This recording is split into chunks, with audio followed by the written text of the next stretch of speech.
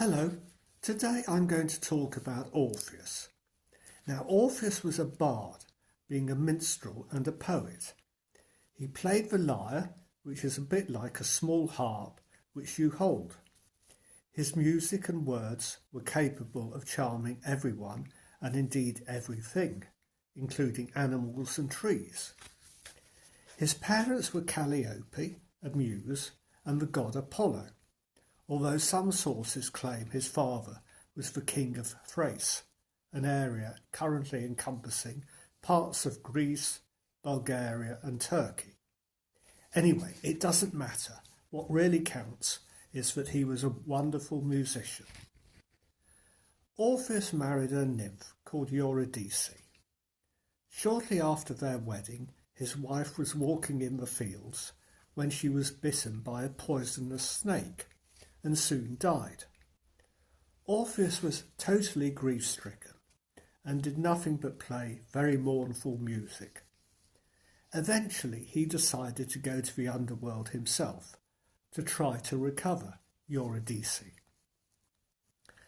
When in the underworld, Orpheus's music so enchanted Charon, the ferryman, and Cerberus, the underworld's three-headed guard dog, that they somehow decided to let him pass.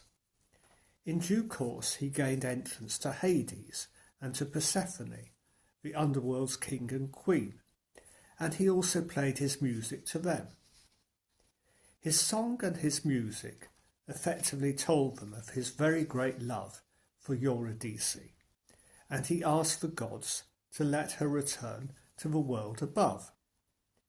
His basic argument was that both she and Orpheus would eventually die and settle in the underworld for good, so why not let them be alive up above together for a short while?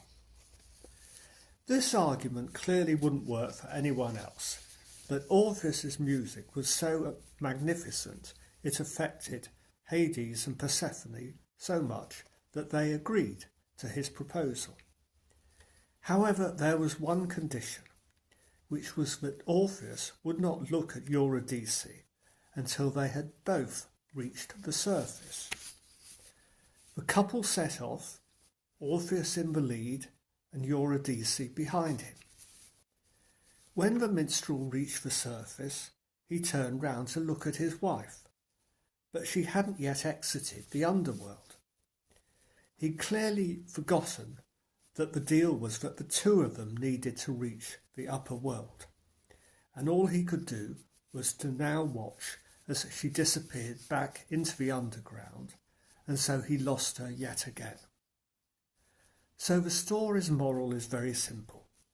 Put into modern day terminology, it is, don't forget to read the small print. All the fine detail matters. Thank you.